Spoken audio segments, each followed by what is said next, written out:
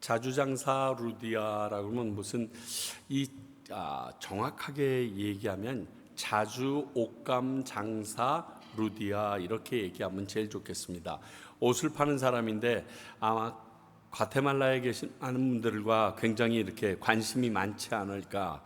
자, 옷 팔아서 과연 무엇을 했을까? 이 자주장사가 무엇일까? 여러 가지 여러분들이 고민이 있을 텐데 제가 오늘 주보를 이렇게 보면서 오늘을 아볼로라고 제가 잘못 알려드려가지고 그걸로 기록되어 있는데 아볼로는 다음 주일날 하게 되고요. 오늘은 루디아에 대해서 나누게 됩니다. 여러분들이 잘 알고 있는 이름 중에 리디아라는 리듬이 있습니다. 리디아, 바로 이게 루디아를 이야기하는 건데 이름 자체는 생산하다라는 의미를 가지고 있습니다. 무엇인가를 만들어내다. 그리고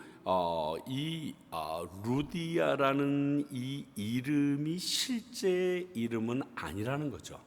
이 루디아라는 이것은 고향의 이름입니다. 이런 거랑 똑같지요. 야, 순천댁, 뭐 수원댁 이렇게 그거예요. 그러니까 루디아댁 지금 이렇게 된 거예요. 자주장사하는 루디아댁 지금 이렇게 얘기하는 겁니다. 그러면 본명은 무엇일 것인가? 정확하게는 말씀드릴 수 없지만 성서학자들은 빌립보서 4장 2절, 다시 말하면 빌립보 교회에게 이 말씀을 전할 때 사도 바울이 했던 내용 중에 두 사람의 이름이 나오는데 유오디아 아니면 순두개에게 안부를 전해달라고 얘기했을 때 그 이야기를 빌립보서 4장에 딱 들어가서 마지막 안부할 때 제일 먼저 언급하는 것으로 봐서 이 두 사람 중에 한 사람이 루디아의 오리지널 이름이 아니겠는가 그렇게 추측합니다. 이건 추측입니다. 그냥 하늘나라 가서 우리는 봐야 되겠죠. 그녀는 두아디라의 염색 공장을 가지고 있었던 것 같습니다. 그리고 그 공장의 상품을 마케도니아로 가져와서 파는 이른바 대리점을 하는 경영주 그런 모습이었어요. 그러니까 마게도냐 빌립보라는 지방에 자기 공장에서 가지고 온 옷감을 파는 그러한 경영주로 대리점 경영주였습니다. 남편이 단 한 번도 등장하지 않는 것으로 봐서 남편이 일찍 죽었을 것으로 사별했을 것으로, 그래서 그 남편이 하던 사업을 본인이 물려받지 않았을까 사람들은 그렇게 추측합니다. 그가 거래하던 자주색 바이올렛이라고도 얘기하고 여기 있는 것처럼 퍼플이라고도 얘기하기도 하는데 이 옷감은 당시에 아무나 입을 수 있는 옷감의 색이 아니었습니다. 황실이나 아주 고관 대작 그리고 중요한 집과 상황 속에 펼칠 수 있었던 특별한 색깔이었습니다. 그래서 예수님께서 마지막에 홍포를 입으시고 그럴 때 그 홍포가 헤로드 왕 자기가 입었던 옷을 그 망토를 벗어서 던져주거든요. 바로 그것이 이 바이올렛 아주 귀한 옷감입니다. 그래서 미국 성서공회에서 직접 만든 성경이 CEV라는 Contemporary English Bible 버전이라는 것이 나와 있습니다. 그래서 굉장히 어린아이들에게 쉬운 성경으로 읽히고 있는데 이 부분에 대해서 뭐라고 자주장사 루디아를 뭐라고 표현했냐면요. Sold expensive purple clothes 이렇게 됐어요. 그러니까 굉장히 비싼 자주색 옷감을 파는 보라색 옷감을 파는 장수다 이렇게 표현을 했어요. 그 정도로 이 옷은 싼 가격에 구매되지 않았던 옷인 것을 암암리 알려주고 있습니다. 사업장이 있는 이 빌립보는 BC 4세기 정도에 알렉산더의 부왕인 빌립이 직접 지은 도시라서 그의 이름을 빌려서 빌립보라고 얘기를 했고요. 약 2세기 동안 헬라의 식민지로 있다가 BC 1세기에 로마의 식민지로 편입이 되어지게 됩니다. 그러다 보니까 퇴역한 군인들이 가장 많이 사는 도시로서 손꼽히게 되었고 마케도니아에 있는 4개의 지역 중에서는 가장 큰 도시, 다시 말하면 유럽의 게이트 시티와 같은 역할을 하고 있었던 것이 이 빌립보라는 동네였습니다. 그래서 우리 바울이 소아시라를 가고자 하다가 마케도니아 사람이 계속 오라고 해서 제일 처음 가게 된 곳이 바로 이 빌립보 지역이 되는 이유가 여기에 있습니다. 자, 그러면 이 루디아의 신앙 배경을 보게 되면요, 크게 나타나 있는 데는 없는데, 여러분들 사도행전 16장을 보십시오. 사도행전 16장 11절부터 15절까지가 이 루디아에 대해서 나와 있는 거의 모든 내용이 다 나와 있습니다. 한번 저랑 한 절씩 교독해 보실까요? 제가 사도행전 16장 11절부터 15절인데 제가 먼저 읽겠습니다. 11절입니다. 우리가 드로아에서 배로 떠나 사모드라게로 직행하여 이틀날 네아폴리로 가고 거기서 빌립보에 이르니, 거기서 빌립보에 이르니 이는 마케도냐 지방의 첫 성이요 또 로마의 식민지라. 이 성에서 수일을 유하다가 안식일에 우리가 기도할 곳이 있을까 하여 문밖 강가에 나가 거기 앉아서 모인 여자들에게 말하는데, 두아드라시에 있는 자색 옷감 장사로서 하나님을 섬기는 루디아라는 한 여자가 말을 듣고 있을 때 주께서 그 마음을 열어 바울의 말을 따르게 하신지라. 함께요 그와 그 집이 다 세례를 받고 우리에게 청하여 이르되, 만일 나를 주 믿는 자로 알거든 내 집에 들어와 유하라 하고 강권하여 머물게 하니라. 자, 이 사람은요 유대교로 개종해서 그곳에서 있었던 이방인 여인입니다. 그런데 이 유대교에서 하나님을 알게 되었던 것 같습니다. 그래서 하나님을 알게 됐던 그 여인은 안식일에 하나님 앞에 예배를 드려야 되는데, 여기 보게 되면 안식일에 13절 기도할 곳이 있을까 해서 돌아봤다라는 것은 빌립보 지역에 아직 디아스포라 유대인들이 왕성하게 있지 못함으로 말미암아 회당이 없다라는 의미입니다. 여러분, 여기에도 회당이 있더라고요. 과테말라에도 회당이 있는데, 미국도 가보게 되면 곳곳에 회당이 있는데 10가정이 모이면 제일 먼저 그들이 하는 것이 회당을 짓습니다. 그리고 회당을 지은 다음에 그들이 하는 것이 유대인들의 랍비들을 모셔서 자녀들을 가르치는 학교를 세웁니다. 이게 정한 모습입니다. 우리 한국 사람들이 모이면 제일 처음에 모여서 교회부터 세우던 그거랑 비슷한 모습입니다. 그러니까 아직 채 10가정 이상의 재력가들이 있는 곳이 아니라는 의미죠. 그러니까 그곳에 아직 회당이 없었습니다. 안 그러면 바로 회당으로 들어가서 안식일에 복음을 전하면 됐을 텐데, 그래서 기도처를 그전에는 만듭니다. 기도처를 그들이 보통은 물가, 강물가든 시냇가든 해서 물가에다가 천막으로 위는 덮지 않고 구별됐다라는 뜻으로 그들이 말뚝을 박아서 그 장막을 칩니다. 그리고 그 안에서 말씀까지 나눌 수는 없으니까 그들이 같이 기도하면서 안식일을 지키는 그 거룩한 예식을 이방인 지역에서 해왔던 것들이 유대인들의 초기, 그러니까 처음 그들이 유대인들의 모임을 가질 때 회당 이전의 모습입니다. 바로 그곳에 루디아가 가서 안식일을 지키기 위하여 기도하고 있었다라는 게 이 내용입니다. 자신의 영혼이 갈등이 있는 거예요. 여러분 생각해 보세요.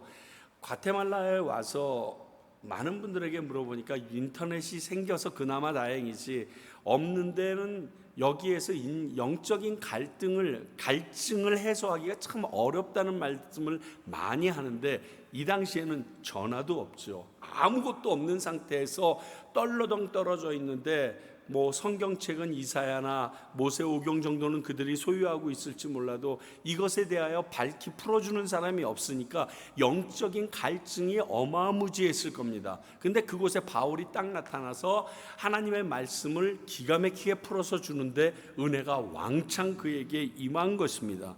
그래서 2차 전도여행 시, 바울의 2차 전도여행 시에 그 자리에서 개종을 해서 기독교로 그가 바꾸고 빌립보 교회의 초창기의 신도가 돼서 빌립보 교회를 세우는 그 모체 역할을 하는 게 바로 리디아라는 것이 신앙 배경으로 따져볼 때 제일 중요한 부분입니다.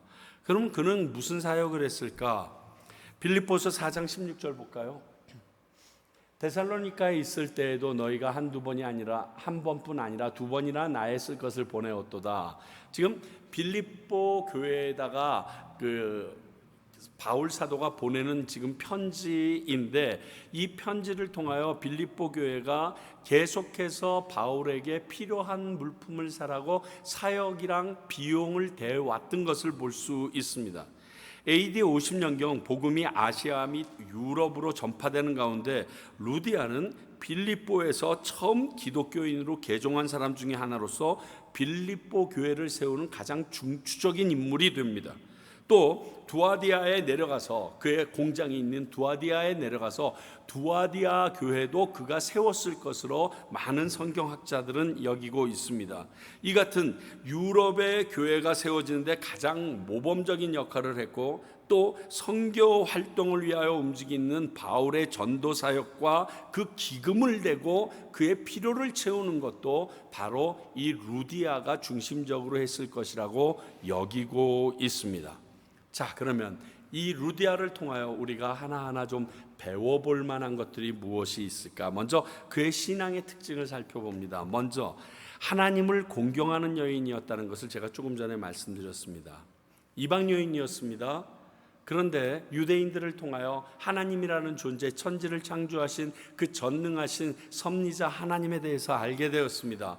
그러니까 그는 다른 말로 얘기하면 종교심이 굉장히 깊었던 여인인 것 같습니다. 그러니까 유대교가 얘기하는 그 하나님에 대하여 얼른 받아들일 수 있었죠. 그래서 열심히 그 하나님을 사모하는 마음이 강했던 사람입니다. 회당이 없는데도 강가에 나가서 아마 그 강가의 기도처도 그가 만들어지 않았을까 생각합니다. 결국 목마른 사람이 우물을 판다고 갈증 있는 사람이 모든 것을 만들어 나가거든요. 하나님을 자신의 하나님으로 고백하셨을 뿐만이 아니라 그 하나님이 명령하신 십계명을 지키기 위하여 안식일날 예배하러 찾으러 갔던 아주 신실하고 하나님의 말씀을 실천하기 위하여 발버둥 치는 사람인 것은 거의 확실합니다. 근데 우리가 이거를 통해서 하나 알 것이 뭐냐면, 하나님과 예수님은 별개가 아니라는 겁니다. 우리는 신약에 들어와서 예수님과 하나님을 섬긴다는 유대인들, 즉 바리새인들, 사두개인들, 서기관들과 계속 대립되는 모습을 보면서 우리 머릿속에 어떤 착각이 들어가 있냐면요, 하나님을 섬기는 사람은 예수님을 안 섬기는구나, 이런 착각이 들어가 있습니다. 이건 진짜 착각입니다. 아니에요. 하나님을 열심히 신실히 섬기는 분은요, 성령님에 의하여 하나님의 강권적인 역사로 예수님을 만날 수밖에 없게 됩니다.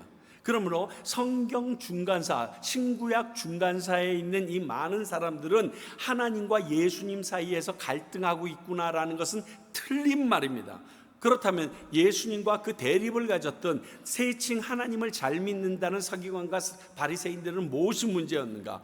그들이 믿고 있던 하나님은 하나님을 믿은 것이 아니라 하나님의 말씀을 이용하여 나의 필요를 채우는 족속들이었기 때문에 하나님께서 그들에게 꾸짖고 그들에게 화가 있을지어다라고 심한 말을 뱉은 거지. 여러분 생각해 보세요. 공회원이었지만 아리마대 요셉도 있었고요, 니고데모도 있었고요, 그를 찾아와서 하나님께 나아가던 신실했던 많은 유대인들이 있었습니다. 솔직히 얘기해서 12명의 제자들도 다 신실한 유대인들이었습니다. 그렇기 때문에 하나님의 말씀을 그대로 믿고 따르려고 하는 사람들은 반드시 예수님을 만날 수밖에 없다라는 사실을 루디아를 통해서 우리에게 알려줍니다. 그러니까 우리 주변에 유대인들, 주이시들이 있다고 그러면 그들이 예수님을 만나지 못하는 이유라고 그러면 그 예수님이 어떤 분인지 그들이 알고 있는 구약의 말씀을 통하여 관통되어지지 못해서 그렇지, 신실하면 만납니다. 자, 그 가장 큰 대표적인 예가 바울 사도입니다.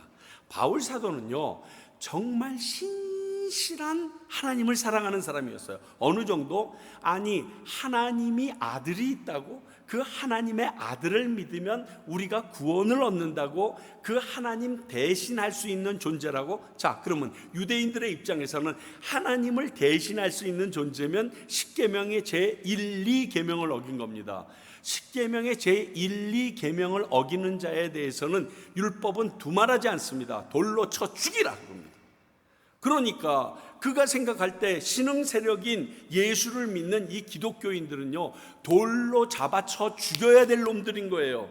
그러니까 예수님을 믿겠다는 그가 타취할 수 있었던 건 유대인들입니다. 그러니까 유대인들인데 개종해서 하나님을 배반한 사람들을 잡아다가 돌로 쳐 죽이는 일에 앞장섰던 게 바울이에요. 근데 결국 어떻게 됩니까? 그 바울의 그 신실함을 하나님께서는 인정해 주십니다. 예수님께서는 인정해 주십니다. 그래서 그를 다메섹 도상에서 만나 주십니다. 다메섹 도상에서 만나서 네가 핍박하는 예수라라는 이 말씀을 듣고서 그가 크게 당황합니다. 아니, 이렇게 우리 내 앞에 나타나서 이렇게 말씀할 수 있는 분은 하나님 한 분밖에 없는데 그 동일한 능력을 가지신 분이 예수님이라고? 그럼 지금까지 내가 했던 행동은 뭐지? 그리고서 그가 하나님의 말씀을 다시금 성경, 즉 메시아 중심적으로 예수 그리스도의 행적과 메시아를 중심으로 다시금 살펴보기 시작합니다. 그리고 깨닫습니다. 오시마 약속했던 메시아가 예수구나. 그러므로 예수 그리스도를 믿으면 하나님을 믿어 구원받는 것과 동일하게 여기게 되는구나. 그래서 하루아침에 진짜 일주일도 안 되는 상관에 다메섹 지역을 돌아다니면서 예수님이 그리스도라는 복음을 전하는 자로 획가닥 뒤집어질 수 있었던 거예요.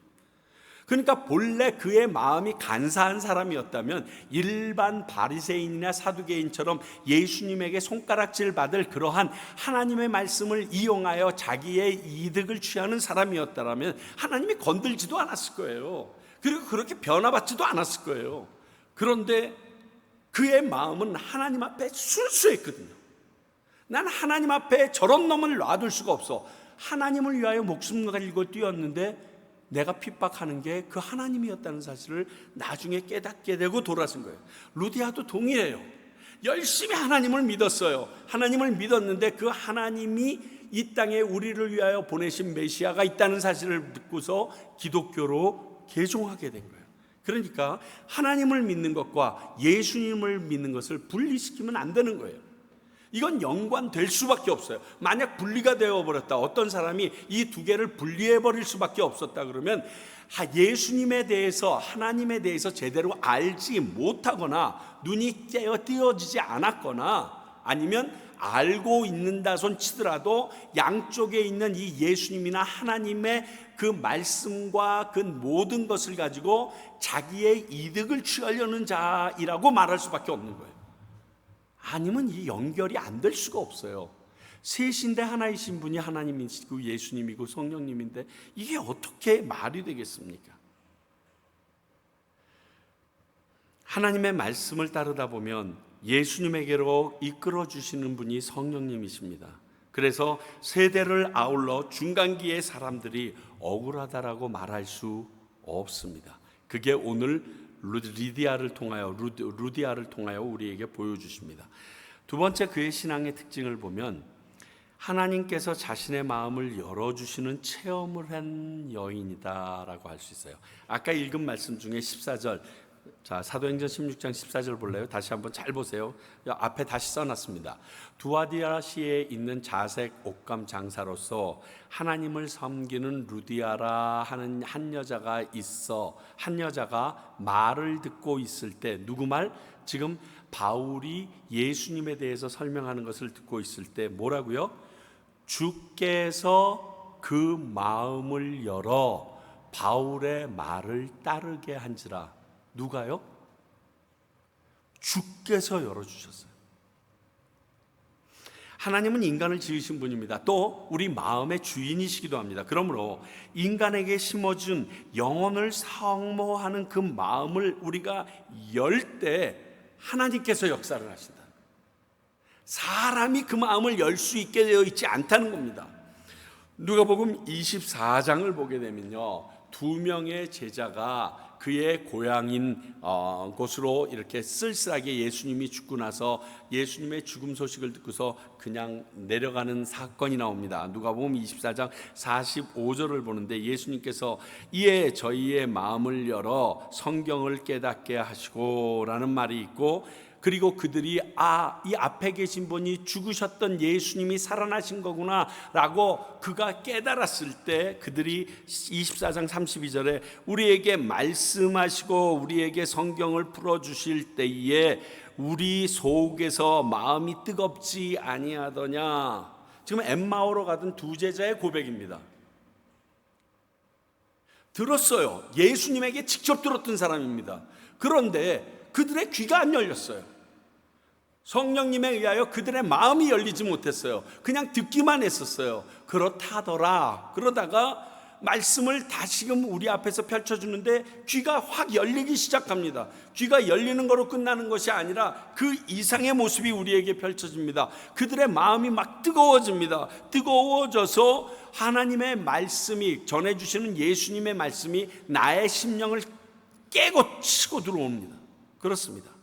제가 핑계하려는 게 아니고요, 목사의 설교, 즉 이거 지금 말씀드린 강의 자체는요 아무 능력 없습니다. 죄송합니다. 정말로 아무 능력 없어요. 하나님의 은혜가 이 시간 이 말씀과 함께 여러분에게 임할 때 성령님이 도와주셔야만 비로소 이 말씀이 살아서 여러분 안에서 역사하게 되는 거예요. 여러분들이 나 공부 잘해. 여러분, 사실 잘 들어야 된다는 것이 똑똑하다는 뜻이 아니에요. 오늘 아내가 재밌는 짤 하나를 보여줬는데, 그 선생님이 참 응팔 아시죠? 1988 거기에 나온 조그만 진짜 짧은 짤이에요. 그러니까 근데 그 선생님이 그렇게 얘기해요. 우리 반에 있는 덕선이라는 아이한테 가서 이 지금 어머니의 그 고민을 얘기하면 그 덕선이라는 아이가 그 친구를 잘 케어해 줄 거라고, 도와줄 거라는 얘기를 해요. 그 친구가 아마 간질이 있어서 가끔 발작을 일으키는데 그 친구를 좀 보호해 달라고 그 어머니가 와서 부탁을 하는 거예요. 그런데 이렇게 얘기를 하는 거예요. 참 똑똑한 아이가 있습니다. 참 똑똑한 아이가 있는데 그 덕선이한테 가서 얘기하시면 됩니다. 그랬더니 그 어머니가 그래요. 사람들 머릿속에 똑똑하다 그러면 한국은 공부 잘한다. 그러니까 그 아이도 공부를 되게 잘하는가 보죠. 왜냐하면 이 아이의 이 어머니의 아이는 반에서 제일 공부 잘하는 애거든요. 그래서 반장을 하고 있는 애니까. 그래서 아니에요. 공부는 되게 못해요. 근데 똑똑해요. 그 말 들으면서 이렇게 뭔가 마음에 와서 푹 치더라고요. 여러분, 똑똑한 게 공부 잘한다는 뜻 아니에요. 지혜가 있다는 게요, 세상적으로 박사학위 받고 이런다는 뜻이 아니에요. 하나님께서 주시는 그 지혜라는 것은 하나님께서 열어주셔야만 받을 수 있는 것을 의미해요. 만약 똑똑한 사람들이 하나님의 말씀을 잘 깨달아, 우리가 수학 문제 풀듯이 물리 문제 풀듯이 그걸 잘 깨달아서 우리가 예수를 믿게 된다 그러면 여러분 진짜 서울대, 연대, 고대 가려고 목숨 걸어야 돼요. 그렇지 않아요? 공부 잘하려고 목숨 거셔야 돼요. 아니라니까요. 어떻게 하냐고요? 교회 다니는 사람들 중에 그 사람들이 과반수가 안 돼. 똑똑할수록 안 다녀. 지 머리 믿고. 그리고 말도 안 된다라고 자기의 똥꼬집으로 그걸 막아버려. 얼마나 답답한지 몰라요. 그런데 진짜 최고의 한국의 지성이라는 이어령 박사님 그렇게 고집하다가 하나님께서 꾹 하고 여시니까 나는 꼭 잡고 있을래도 하루아침에 그냥 무장해 완전히 옷이 발가닥 벗겨진 것처럼 활짝 벗겨집니다. 어떻게 이런 일이 일어날 수 있는가? 아니 그렇게 공부 많이 하신 분이 결국 70 돼서야 80 돼서야 예수님을 만난다니까요.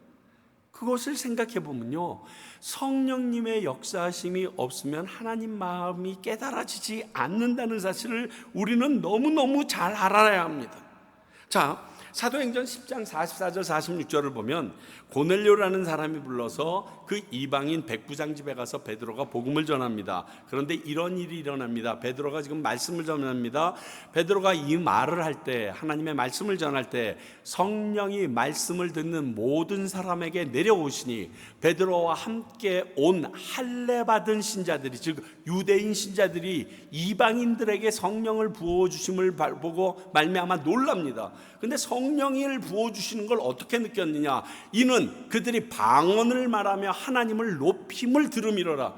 성령이 임했을 때 본인들이 했던 그 방언과 그 행위를 그들이 그대로 하는 거예요. 그러니까 이방인에게도 하나님께서 성령을 내려주시네, 말씀 가운데 같이 내려주시네, 그걸 듣습니다. 그러니까 누가 내려주셔요? 성령이 말씀을 듣는 모든 사람에게 내려오심에 베드로가 줬어요? 아니에요. 성령님이 직접 움직이시는 일들을 얘기합니다. 오늘 루디아도 주님에 의하여 그녀가 말씀을 깨달을 수 있고 마음이 열린 겁니다. 그래서 여러분 기억하셔야 되는 게, 제가 말씀을 읽고 나서 그 전에 기도를 하잖아요. 그리고 그 바로 전에 찬양이 끝나고 나면 제가 반드시 통성 기도를 합니다. 이때 하셔야 될 기도 중에 제일 중요한 건 오늘 이 시간, 이 예배를 통하여 하나님의 음성을 깨달아지는 지혜를 달라고 기도해야 되는 거예요. 예배 전에, 말씀을 듣기 전에, 집회 전에, 그리고 내가 성경을 열고 큐티하기 전에 반드시 기도해야 되는 이유가 여기 있는 거예요. 내 지혜로는 깨달을 수 없어요. 내가 알고 있는 지식으로는요, 성경을 퍼즐 맞추기 아무리 해도 안 맞아져요. 그런데 그분이 오시면 내가 노력하지 않아도 이 말씀이 저 말씀이랑 되는 거네, 이거랑 되는 거네, 이게 막 들어와요. 저는 진짜 성경 읽기도 싫어하고 기도하기도 싫어하는 놈인데, 누가 세게 기도하나 봐, 같이 사는 사람서부터 그래가지고 그냥 말씀을 읽고 준비하다 보면 갑자기 그 찬양이 떠오르고요, 그 말씀이 생각이 나고요, 그리고 그 예화가 제 귀에 와요. 그러면 제가 아이고 잘됐다 하고 쓰는 줄 아세요? 안 그래요. 부들부들 떨어요. 지금 하나님이 일하고 계시잖아요. 왜 이 말씀에 이렇게 관심을 갖지? 하나님이? 그냥 내가 아는 수준에서 전하고 끝나게 해도 되실 분이 왜 이 말씀에 이렇게 관심을 가져서 내 머리통으로는 기억나지 않아야 될 그 고리적 이야기, 그리고 성경에 내가 진짜 500년 전에 찾아 읽었었던 것 같은 그 알지도 못하는 그 곳에 숨어있는 말씀, 그리고 갑자기 내가 오늘 잘못 클릭해서 보았던 그 사건들, 이게 왜 조합되게 하시지?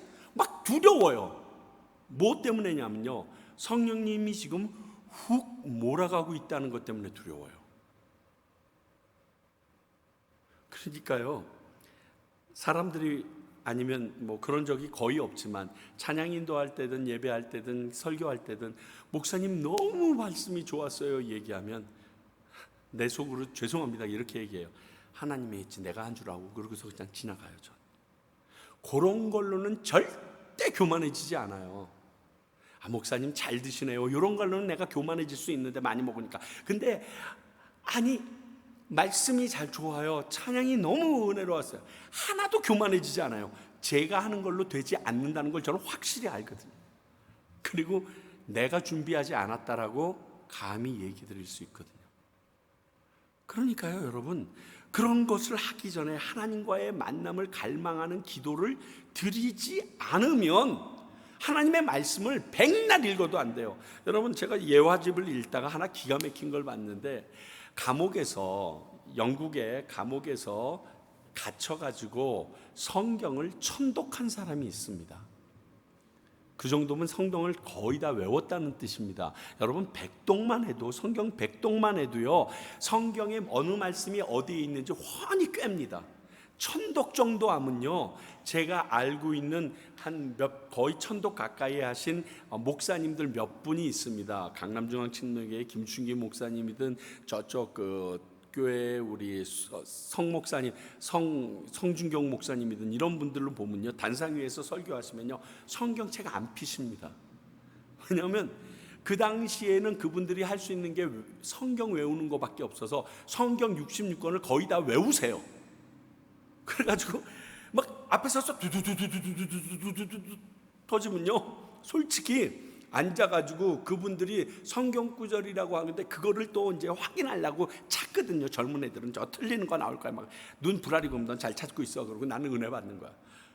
와, 내가 설교 하나라도 저렇게 좀 해봐야겠다. 제가 성경 구절 인용을 많이 하잖아요. 근데 성경 구절 인용을 할 때, 자 여러분 보십시오, 이렇게 하지 않고 내가 빌립보서 4장 2절 여러분들 아마 몇 번 듣고 나면 와 이럴 거예요.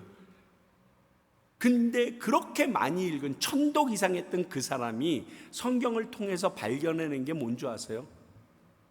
성경에서 제일 긴 단어가 무엇인지, 성경에서 제일 짧은 단어가 무엇인지, 성경에서 가장 긴 절이 무엇인지, 성경에서 가장 짧은 절이 무엇인지, 성경에서 가장 많이 반복되는 단어가 무엇인지, 그리고 마지막에 죽을 때 예수님 안 믿고 죽었어요. 하나님도 믿지 않고. 그리고 그것만 찾아내다가 죽었어요. 왜 그랬을까요? 그 사람은 하나님을 만날 생각이 없었어요. 성경을 통하여 이 성경이 말하는 걸 들을 생각이 없었어요.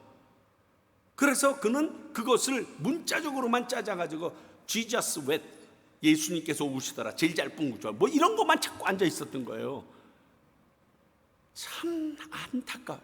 성령님이 눈을 열어주시지 않으면 1000번을 읽어도 안 깨달아진다니까요. 오늘 루디아가 그것을 직접 경험합니다. 누가 열었어요? 주께서 그 마음을 열어. 하나님 앞에 나를 완전 무장해제 시키시고 내어드리지 않으면 하나님의 말씀은 깨달아지지 않습니다. 기억하세요. 그래서 예배 시간에 오셔서, 그 전에 오셔서 저희 교회가 다른 것 하지 못하게 하고 한 15분 전쯤 되면 여러분들 조용히 찬양 틀어놓고 여러분들에게 가만히 시간을 드리는 건요, 하나님 앞에 오늘 당신 만나고 싶다고 울부짖으라는 거예요.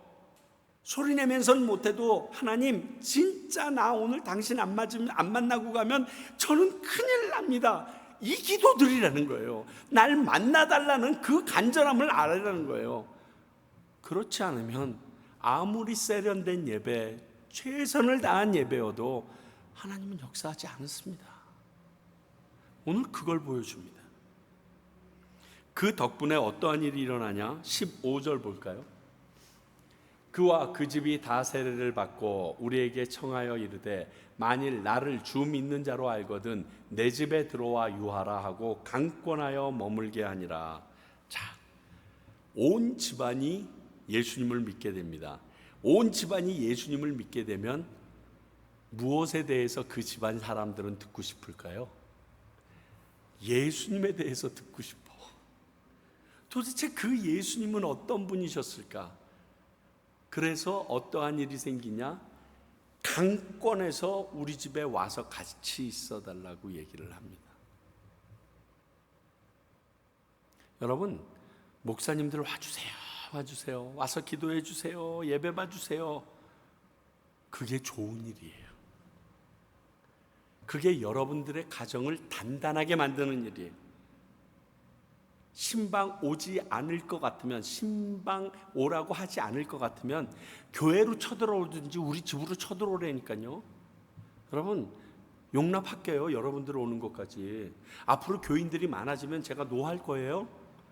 지금 기회 드릴 때 빨리 오세요. 많아지면 오라고도 못하고 난 도망 다녀야 돼. 시간도 없고.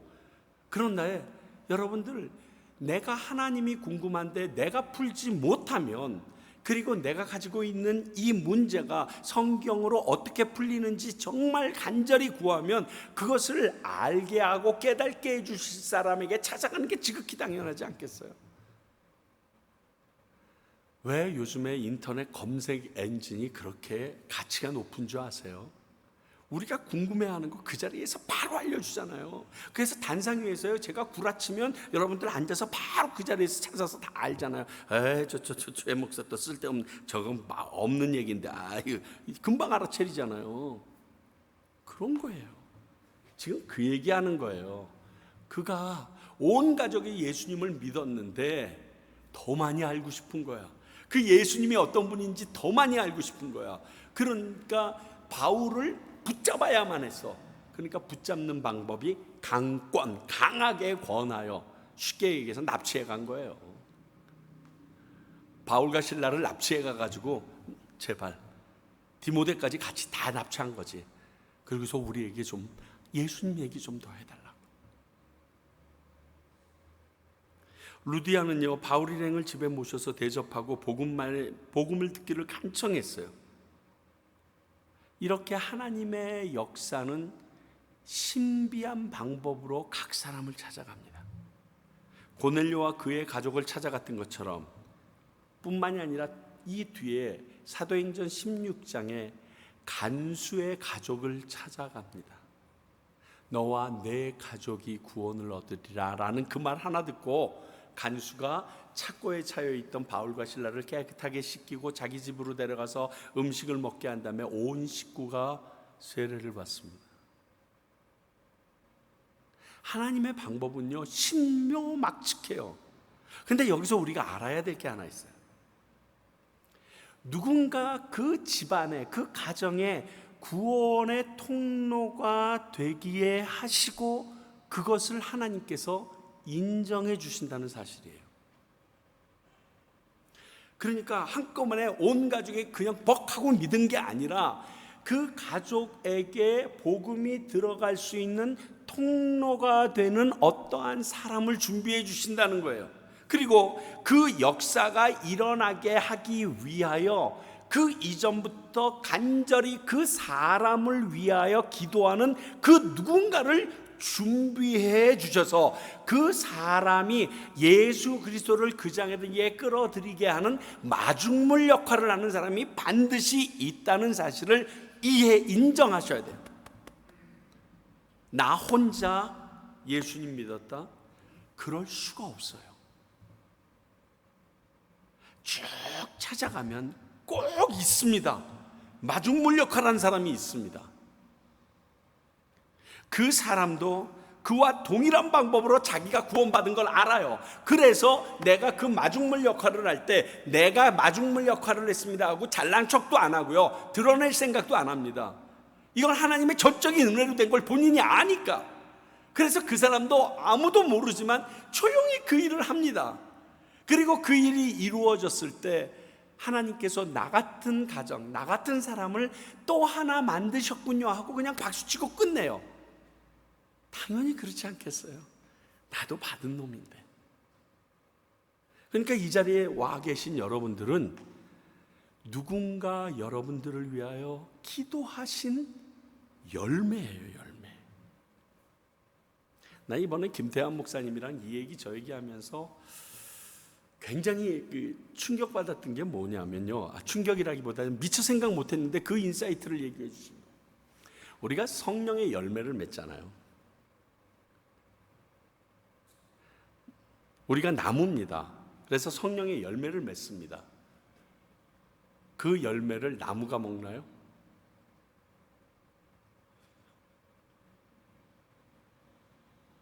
맺은 그 나무는 그 열매 못 먹습니다. 몰라요? 땅에 떨어져서 거름이 되면 먹을 수 있을지 몰라도.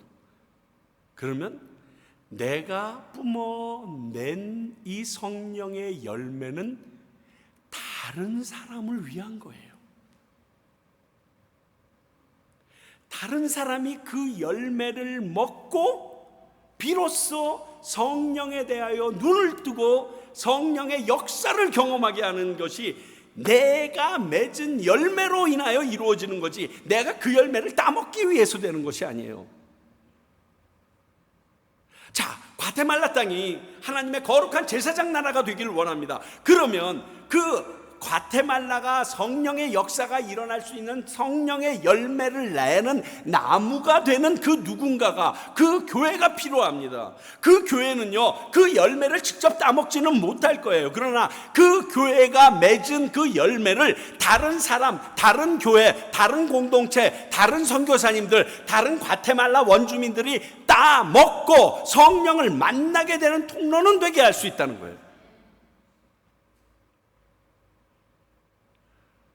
목사님은 이런 의도로 나에게 얘기한 건 아닌데 그걸 듣는 순간, 야, 내 목표가 잘못 설정됐었구나. 성령의 열매를 내가 맺는다는 것이 나를 위하여 필요한 게 아니구나. 내 주변에 내가 알고 있는 그 누군가를 위하여 필요한 일이구나. 그게 있었기 때문에 저와 여러분들이, 그리고 평강교회가 이 자리에 있다는 거예요. 우리 착각하지 말아요. 박수는 받아요. 열매를 많이 맺고 풍성한 나무가 멋있다고 박수는 받아요. 그 열매 지가 따먹는 거 아닙니다. 다 남한테 줘야 되는 거예요. 안 주겠다고 버티면 어떻게 됩니까? 땅에 떨어져서 썩어지는 더럽고 추한 모습이 보여질 뿐이에요. 물론 거름이 될 수도 있겠죠. 그러나 그렇게 사방에 썩은 열매들이 떨어져 있는 그 주변을 누가 오겠어요? 썩기 전에 가장 맛있고 탐스러울 때 다른 사람들에게 내어주면 안 되나요? 그 일을 하는 사람이 있어서 루디아가, 그 가정이 생겨났다는 거예요.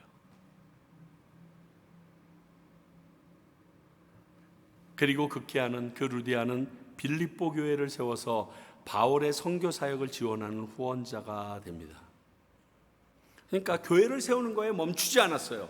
그리고 그 나머지 하나님이 원하시는 일이 무엇일까로 나아갔다는 거예요. 이런 거랑 똑같아요. 자, 갑자기 하나님께서 나에게 물질을 많이 주셨는데 이 자주장사가 왜 이렇게 잘 되지? 돈이 왜 이렇게 많이 들어오지?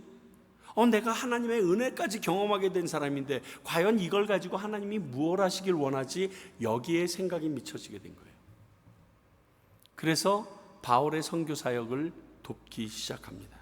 자, 자기를 후원하는 빌립보 교회, 다시 말하면 정확하게 얘기하면 이 루디아를 통하여 빌립보 교회가 자기에게 지금 많은 것들을 공급하고 있는 것을 그가 빌립보서를 통하여 이야기할 때 두 가지의 특징이 있습니다. 첫 번째는 하나님 사역을 위하여 베푸는 것은 하나님께 심는 것과 똑같다는 것을 지금 베드로는 루디아의 모습을 통해서 알려줍니다. 자, 빌립보서 4장 17절.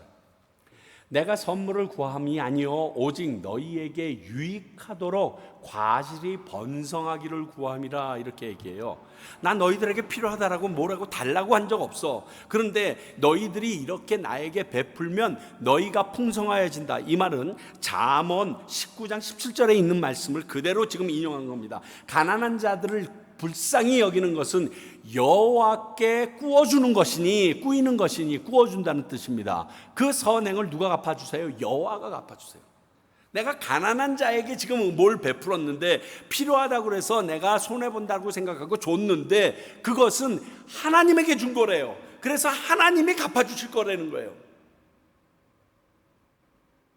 이 마음 그대로 지금 빌립보 교회에 너희에게 이렇게 하라고 권하는 것은 너희가 하나님에게 구워주시는 것이니까 너희에게 과실이 넘치는, 너희가 풍성해지는 그 일을 하고 있다라고 얘기하고 있어요. 너는 지금 루디아를 통하여 그 빌립보 교회가 나를 섬기는데 왜 섬기는지 너희들 안에 내분이 있을 수도 있어. 아니, 그 돈 왜 바울 섬기는 사람도 많은데 그쪽에 이렇게 얘기할 수 있는데 그거는 나를 섬기는 게 아니야. 결국 너희들이 풍성해지게 되는 하나님의 방법이야 얘기하고 있는 거예요. 약한 자를 도와주는 행위는 하늘나라에 심는 일인 것을 알려줍니다. 또 한 가지는요, 하나님의 사역을 위해서 드린 것은 하나님을 기쁘시게 하는 향기로운 제물이라고 알려줍니다. 빌립보서 4장 18절. 내게는 모든 것이 있고 또 풍부한지라 에바브로디도 편에 너희가 준 것을 받았으므로 내가 풍족하니 이는 받으실 만한 향기로운 제물이요 하나님을 기쁘시게 한 것이라. 에바브로디도라는 사람을 통하여 빌립보 교회에서 바울에게 필요한 모든 것을 다 갚아줬습니다. 근데 이 모든 것이 풍족하게 되어서 감사하다. 그런데 이것은 받으실 만한, 하나님께서 받으실 만한 향기로운 제물이고 이것을 하나님이 너무 기뻐하시는 거다 얘기하고 있어요. 그러니까 너희들 손해본 거 아니다, 나에게 준 게 아니다, 지금 그 얘기하고 계신 거예요. 하나님을 기쁘시게 하는 향기로운 제물이란 아끼는 마음을 넘어서 헌신한 마음으로 드렸던 예물을 얘기합니다. 이런 거랑 똑같죠. 과부의 두 문화, 자기의 전 재산을 드린 거, 내지는 엘리야에게 떡을 드린 그 과부, 먹고 죽으려고 했던 거.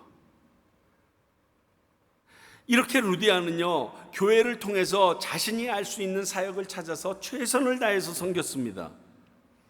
여기서 우리 하나 배워야 될 게 있는데 뭐냐, 나의 필요를 제외한 것은 헌신이라고 얘기한 겁니다. 아닙니다. 그러니까 내가 필요한 건 다 썼어, 남은 것을 드리는 건 헌신이 아닙니다. 나를 다 드려버리는 게 헌신이에요. 내게 꼭 필요한 건데 하나님께 먼저 드리는 게 헌신이에요. 헌신이라는 말 착각하지 마세요. 자기 이름으로도 할 수 있는 일이죠. 자, 이렇게 특히 바울의 특징을 보면 끝에 사람의 명칭을 그면서 고맙다 뭐 다 얘기하는데, 루디아가 자기의 이름으로 빌립보 교회도 세웠고 아마 헌금도 가장 많이 한 사람 중에 하나가 아니었겠어요. 그러니까 본인의 이름으로도 충분히 할 수 있었을 거예요. 그런데 오늘 이 빌립보서를 쭉 살펴보면 그에게 주어진 모든 일을 빌립보 교회라는 이름을 통하여서 바울이 받고 빌립보 교회에게 잘했다 칭찬을 합니다. 쉬운 일 아닙니다. 교회에서 헌금할 때요, 자기 이름 안 나오면 안 하시는 분들 참 많습니다. 자기 이름과 자기 면이 안 쓰면 헌금 안 하시고 도네이션 안 하는 사람들 엄청 많습니다. 도네이션 뭐 순위 쫙 발표되고 막 이러잖아요. 그런데 의외의 사람이 1등이 됐을 때 우리들 깜짝깜짝 놀랍니다. 왜냐면 본인은 그거 밝히고 싶어서 한 거 아니거든. 근데 우리 믿는 사람들은 교회를 통하여 하나님에게 드리는 이 모습이 헌신으로 가는 첫 발자국이에요. 나를 지우고 내 이름을 지우고 나의 모든 자존감과 높아짐을 지우고 하나님의 이름으로 들어갈 수 있는 그 모습을 지금 루디아가 보여줘요. 그래서 가히 헌신이라고 말할 수 있는 거예요. 이런 말씀은요, 목회자가 여러분들에게 하기에 굉장히 부담스러운 말씀이에요. 왜? 희생하라는 소리잖아요. 간도 쓸개도 다 빼서 하나님 드려, 막 교회 내, 뭐 이런 소리거든요. 그런데 이게 하나님이 기뻐하시는 일인데 그 말하면 여러분들이 부담 갖고 여러분들에게 힘들게 헌금 강요하는 것 같다고 그래서 안 하면 나는 하늘나라 가서 박살 나는데? 여러분, 해봅시다. 그래서 과테말라 평강교회에 다 루디아가 돼봅시다. 하나님을 기쁘시게 할 만한, 하나님께서 받으실 만한 향기로운 제물이래잖아요. 이게 많고 적고를 얘기하지 않잖아요. 이 다음에 하늘나라 가면 요 이야기를 하나님이 하시겠죠. 어이구, 내 사랑하는 딸내미 왔구나. 네가 그때 그 나에게 줬던 그 귀한 것, 향기로운 제물 내가 받았어. 옆에 사람들이 얼마나 되는데요? 내가 지금 액수를 물어보냐, 자식아. 다 내 건데 내가 지금 액수가 문제냐? 근데 얘가 그때 주었던 것은 자기가 줄 수 있는 최고의, 최선의 모든 것이었어. 그 말은 천국에서 하십니다. 심판대 앞에서 예수님이 하실 말 중에 하나예요. 내가 너의 헌신을 보았노라, 너의 향기로운 제물을 받았노라. 이 얘기는 천국 앞에서 들을 수 있는 얘기입니다. 네가 헌금을 몇 천만 원, 몇 억을 했더라, 이 얘기가 아니라 네가 드렸던 그것이 그때 나에게 참으로 나를 기쁘게 하는 향기로운 제물이었다, 이 얘기는 하십니다. 그러니까 여러분에게 하라고 해야죠. 해보자고요. 우리 하나님은요, 우리에게 없는 것을 요구하지 않습니다. 그렇다고 우리가 버리는 쓰레기를 원하시는 분도 아닙니다. 이번 주일 어떻게 이렇게 또 시간이 남았네. 주일날 교회 나가볼까. 이렇게 하고 나오지 마세요. 여러분, 오다가 꼬꾸라질까 봐 걱정돼요. 제발. 주머니에 손을 넣는데 오늘 해피로면 또 200개짜리밖에 없어. 할 수 없네. 그러고서 200개짜리 헌금하고 이따위 짓 하지 마세요. 하나님 거짓 취급하지 마세요. 내 아버지를, 내 어머니를 어떤 사람이 거짓 취급해도 발끈하는데, 그 하나님을 거짓 취급하는 사람 옆에 우리가 있는데도 아무것도 안 하고 발끈하지 않는다면 진짜 나쁜 놈들입니다. 아니, 내가 하나님을 거짓 취급하고 있다면 이건 말로 표현할 수 없는 놈이죠. 정확히 하나님께서 그분의 은혜로 우리에게 주신 것들, 내게 아주 소중하지만 무한하게 더하실 그것을 믿고 던지세요. 그게 루디아가 했던 일이고, 교회를 통하여 루디아가 헌신했던 모습입니다. 아마 하늘나라 가면 루디아만큼 하나님과 예수님에게 사랑받는 사람 많지 않을 거예요.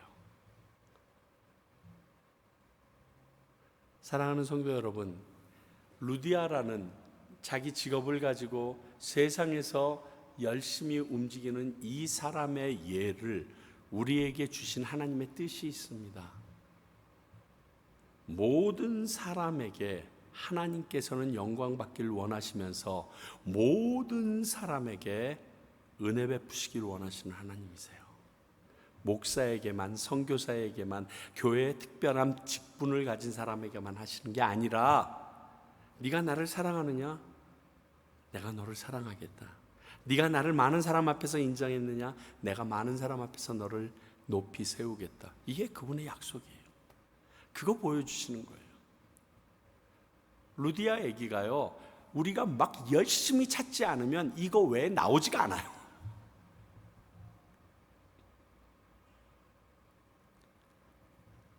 그래도 하늘나라에서는 큰 상급으로 하나님께 존귀받고 있을 사람인 것을 믿습니다. 사랑하는 성도 여러분, 우리 그 모습으로, 우리 신앙의 선배 이 모습 따라가는 저와 여러분 되기를 원합니다. 기도하겠습니다. 아버지 하나님, 오늘 자주장사 루디아의 모습을 보면서 나의 헌신이라고 하는 것, 그리고 나의 삶이라고 하는 것, 내게 주어진 것에 대한 그 방향성과 처리 방법에 대하여 저희들이 한번 스스로 생각해 보게 해주셔서 감사합니다.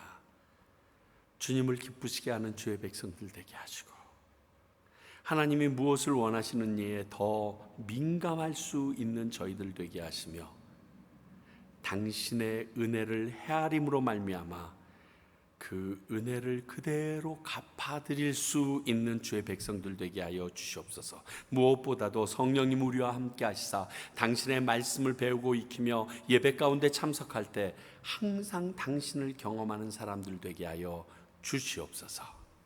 지금은 우리 주 예수 그리스도의 은혜와 하나님 아버지의 크신 사랑과 성령님의 말씀하시고 그리고 이렇게 마음문을 열어 깨닫게 하심이 오늘 이 루디아가 경험한 것처럼 경험하길 원하는 주님의 귀한 백성들과 루디아가 섬겼던 교회처럼 귀한 하나님의 향기 나는 교회가 되길 원하는 평강교회와 또 그 열매로 인하여 그리고 그 서포트로 인하여 지금도 복음을 전하는 수많은 선교사님들을 위해 이제로부터 영원히 함께 하시기를 간절히 축원하옵나이다. 아멘.